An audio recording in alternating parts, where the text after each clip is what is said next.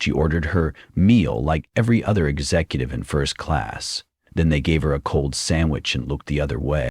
Trevor Daniels had served thousands of passengers, but when he saw Evelyn Brooks, he saw just another face he could dismiss. He didn't know she was the founder of a global tech empire. He didn't know she'd built her name in rooms where men like him never believed she belonged. And he certainly didn't know that this quiet insult, served at 30,000 feet, would expose an entire system. Because when they picked Evelyn Brooks to ignore, they chose the wrong woman. What followed wasn't anger. It was evidence. It was precision. And it didn't just cost Trevor his position, it forced a luxury airline to rewrite its values from the ground up. Before we go any further, comment where in the world you're watching from, and make sure to subscribe, because the story you're about to hear isn't just about one woman, it's about all of us. The cabin lights dimmed, the city lights below faded, and, in the silence of seat 1A, a quiet revolution began, with nothing more than a tray of food, and a woman who refused to be invisible. Evelyn Brooks stepped onto the plane with the poise of someone who had nothing left to prove. At 58, she wasn't just a CEO, she was a pioneer. The founder of Brooks Logic, a global cybersecurity firm. Evelyn had built her company from the ground up, starting from a garage in Detroit and rising to become one of the most respected names in tech. This flight, from New York to Zurich, wasn't just another business trip. It was the final step in securing a $1.4 billion 0-cents merger with a Swiss AI conglomerate. A lifetime of effort wrapped into a single deal.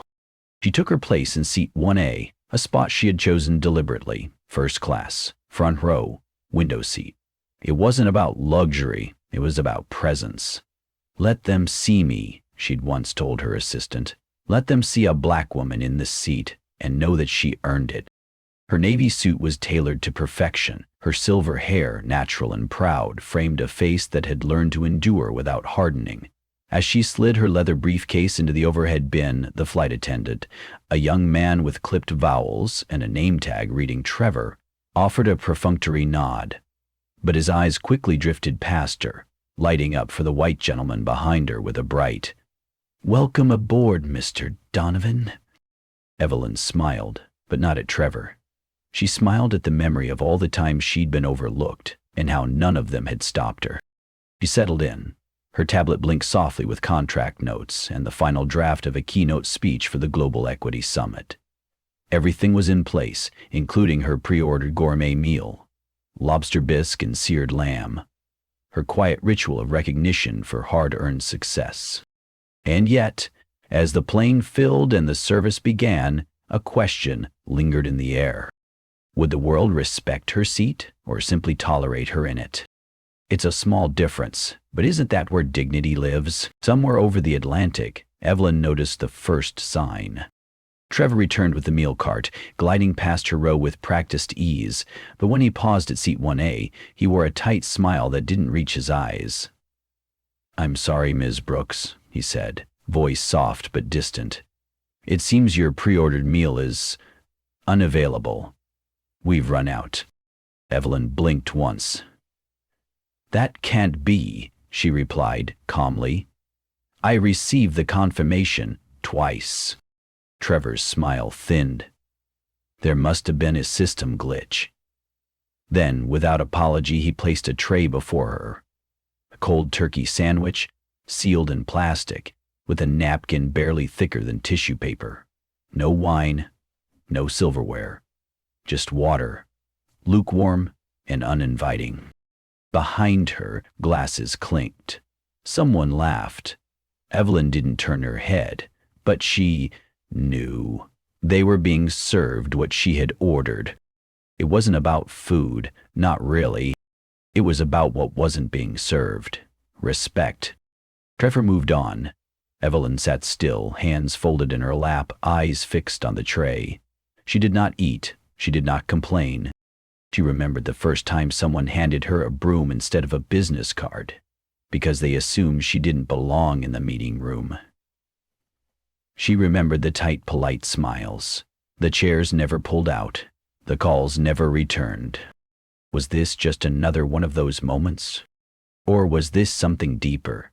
Something the world still hadn't unlearned? Evelyn's fingers gently tapped the armrest. Once. Twice. A soft rhythm, not of nerves, but calculation. She glanced to the side, noticing Trevor lean in toward a white passenger 2 rows back, offering a second pour of champagne and a chuckle. They hadn't run out of anything, not for him. Her pulse remained steady, but the silence inside her grew heavy. This wasn't a mistake. This was a message. And Evelyn Brooks had spent a lifetime learning how to respond to messages like that, not with noise, but with action. Evelyn didn't touch the tray again. She simply leaned back, her face calm, but her mind razor sharp. Years of boardrooms had taught her one thing above all. When they show you their system, believe them. She tapped her smartwatch. A gentle vibration confirmed her signal was received in Manhattan. At that very moment, Miles Avery, her chief of operations, was still in the office at Brooks Logic, working late, as he often did. When he saw the 3-word message flash across his screen, Trigger Protocol 1, he didn't ask questions. He opened the airline's corporate portal and pulled up the crew manifest for Flight 444. Within minutes, he found the name, Trevor Daniels, Senior Cabin Crew. It didn't take long to uncover a pattern. 2 unresolved service complaints within the past year, one involving a Hispanic woman denied wine in first class, another involving an elderly South Asian professor ignored for the entire flight, both dismissed internally. No sufficient evidence, the reports had claimed. Evelyn sat still as the cabin lights dimmed for the long-haul night. She wasn't angry. She was preparing. This wasn't about Trevor anymore. It was about every quiet shrug, every sidelong glance, every gatekeeper who decided who did and did not belong. How many times had others swallowed these small rejections because they didn't want to cause a scene? How many times have you?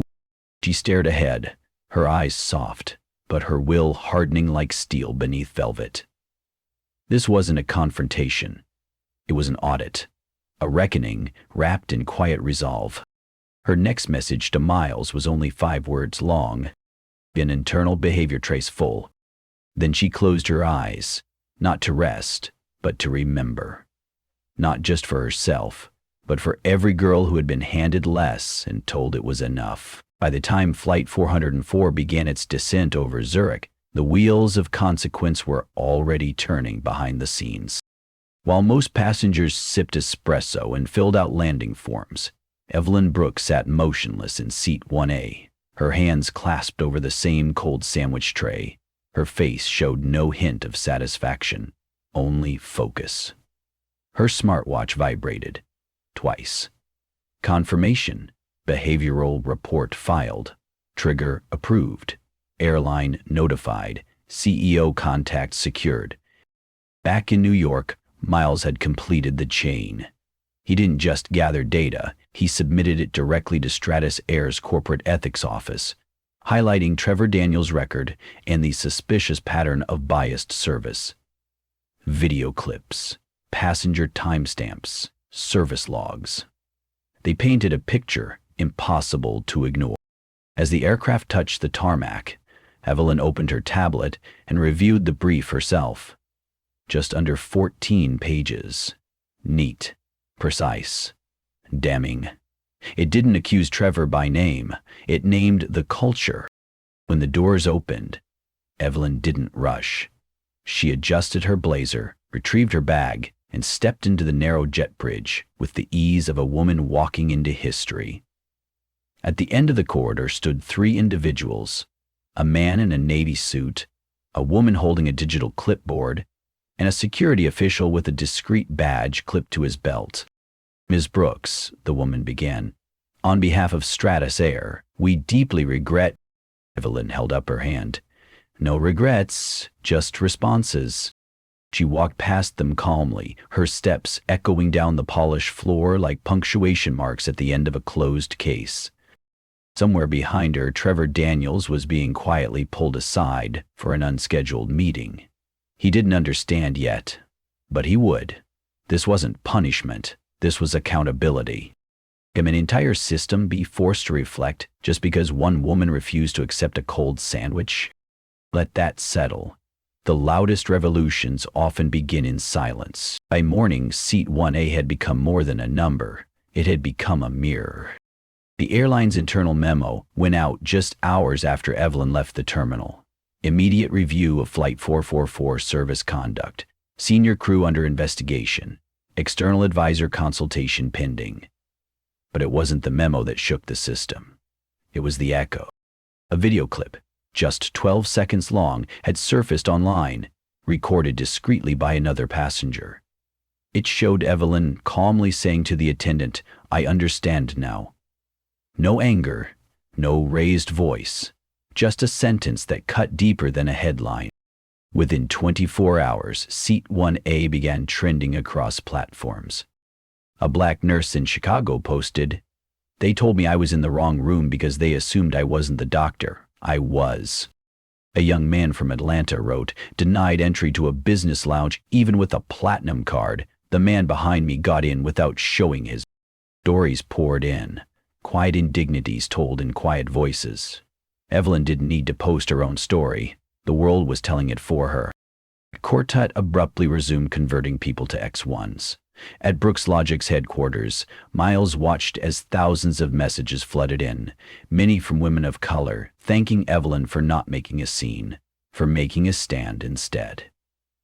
That's when a small group of employees created a new digital badge for internal comms. A gold icon, shaped like seat 1A, with the words, "Presence is power." Evelyn, reading through a few of the messages on her tablet in the Zurich hotel lounge, paused at one from a teenage girl. "I've never sat in first class, but now I believe I could." She closed the screen and rested her eyes for a moment. Have you ever realized that your quiet decision to stand tall could give someone else the courage to take their very first step? This is how legacies are written. Not in thunder, but in whispers that ripple outward. 3 days later, Evelyn Brooks boarded another flight. This time, it wasn't Strata's Air, and it wasn't for business. She was headed home. As she stepped into the first-class cabin, something caught her eye. Her reserved seat, 1A, had a small, polished plaque resting against the headrest. It read simply, "Seat of Change, in honor of the ones who chose quiet courage." No spotlight, no grand gesture, just acknowledgement, silent yet thunderous in its own way. Evelyn sat down slowly, resting her palm on the plaque for a brief moment before placing it gently aside. She didn't need the credit. She needed the shift. Around her, the attendants moved with a different kind of awareness. Not fear, not formality, but care. True attentiveness. That's all she'd ever asked for. Somewhere below, at a luxury airline's headquarters, new training programs were being drafted. A revised service doctrine was underway, with Evelyn Brooks listed as Senior Cultural Advisor. She hadn't asked for the title. She had earned it. And across social media, people still posted under Seat 1A. Stories of speaking up, of choosing dignity, of being told, "You don't belong here," and replying, not with rage, but with resolve. That's when Evelyn received a handwritten note from a woman she'd never met. A hotel housekeeper, Latina, a mother.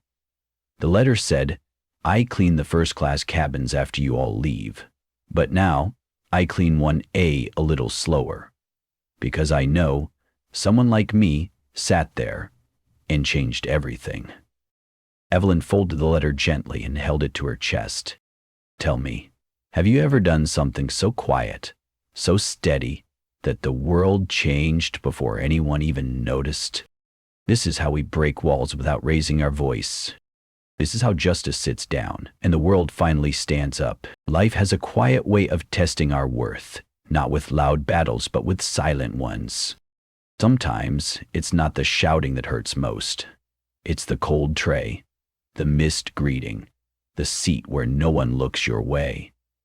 In those moments, it's easy to feel small, to wonder if the years of hard work, dignity, and patience mean anything at all. But Evelyn's story reminds us, strength doesn't always raise its voice. Sometimes it simply sits tall, answers calmly, and lets the truth speak for itself. We all carry stories of being overlooked, mistaken, or quietly dismissed. Yet, the way we respond can turn a single moment of disrespect into a turning point, not just for us, but for others watching in silence. Justice doesn't always arrive in grand gestures. Often it begins with stillness, clarity, and the courage to say, "I understand now." So if life ever hands you less than you deserve, don't rush to anger. Take a breath. Remember who you are. Because every quiet stand for dignity is a seed planted for fairness, for change, for someone else's tomorrow. She didn't raise her voice. She didn't demand applause. Evelyn Brooks simply sat in her seat, unshaken, and let the weight of her silence do the work. That is the nature of quiet power. It doesn't beg to be seen, yet it leaves a mark that cannot be erased. In the days that followed, policies were rewritten, eyes opened. Conversations that had long been avoided were finally held in boardrooms, break rooms, and beyond. And while the cold trail was cleared away, its message remained. Dignity denied to one can awaken justice for many. Evelyn didn't just reclaim her seat. She reshaped what that seat could mean for anyone who had ever been told, silently or not, "You don't belong here." If this story stayed with you, share it. Subscribe to Echoes of Racism so these voices don't fade into silence. In the meantime, I've chosen 2 stories I think will move you just as much. Take care, and we'll see you soon.